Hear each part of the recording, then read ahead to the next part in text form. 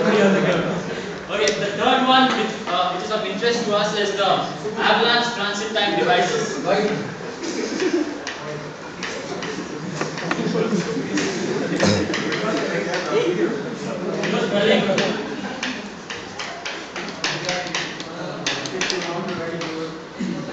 Okay, so here we need to consider it uses carrier impact ionization and drift in high field region of the semiconductor junction to produce a negative resistance. You guys are too loud. Third, yeah, I haven't come equipped with prerequisites for this class, I'm sorry. Then under these devices we have impact diodes, which Sir has already covered in class, and I'm going to be talking about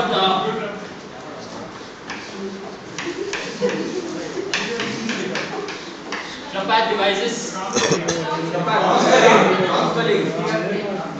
It's right, guys. Stand up.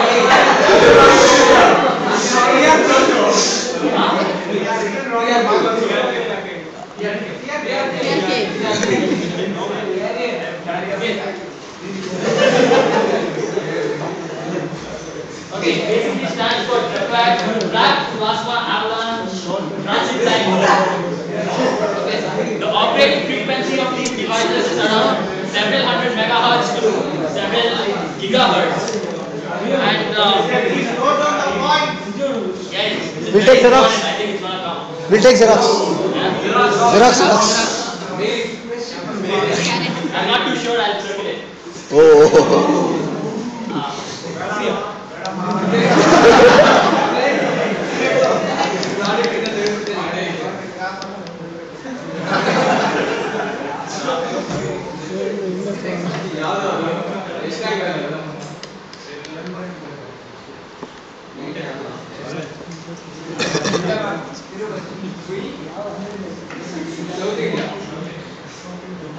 No, Dubai.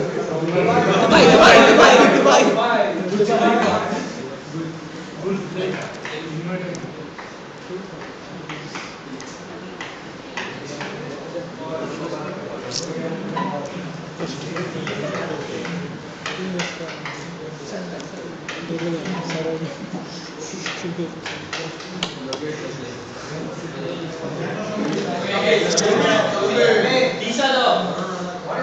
I'm going to be talking about the principal operation regions of this particular device. Your y-axis represents voltage and current here, whereas this represents the time.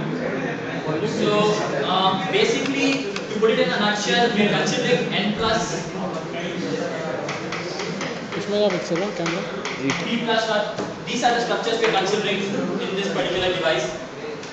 And the basic operation is that PN junction diode is reverse biased to current densities well in excess of those encountered in normal avalanche operation. That's what happens here. So that's what we're going to be talking about when I explain the graph. At this particular point A, the electric field is uniform and the magnitude of the electric field is under the level required for avalanche or breakdown operation. Yeah, so this is that particular magnitude where the electric field is uniform throughout the device.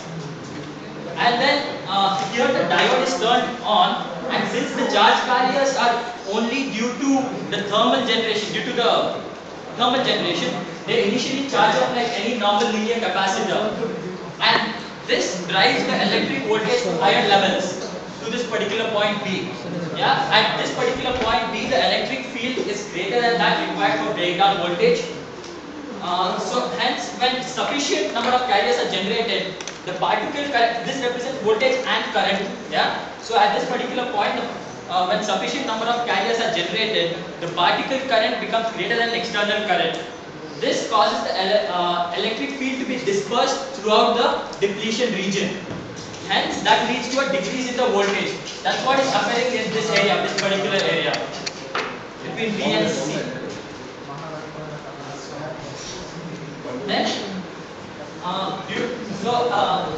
again, the electric field, as I said, because of the linear capacitor, the electric field goes on increasing. And as the electric field is large enough, avalanche effect continues to occur, and a dense plasma of electrons and holes are created.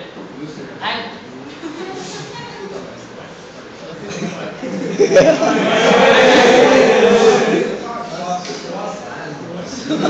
some of these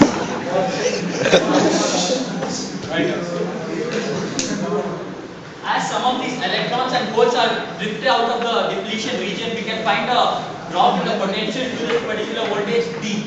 Okay, this is D, not P. Huh? Guys, you got to be louder if I'm doing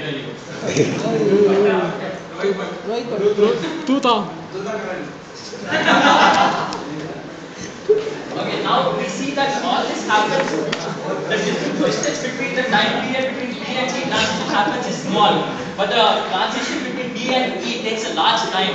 That is because the total plasma charge is way higher than the charge per unit time in the external circuit. Hence, there is a long time, the time duration required for the to remove the plasma is very high. That is the reason why there is a large gap between the time period between state D and state E.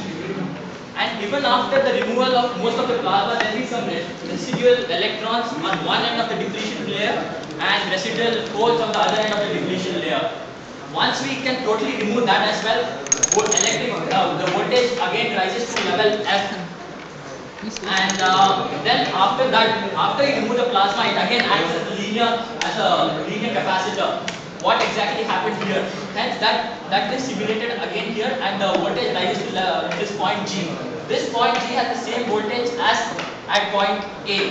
And since during our analysis we have considered that the input is a square wave current drive, after T by 2 time period, there is no current that is input. Hence the voltage level becomes constant. And after the at time T, A is again reached back, and this cycle continues repeatedly. That's what basically occurs in the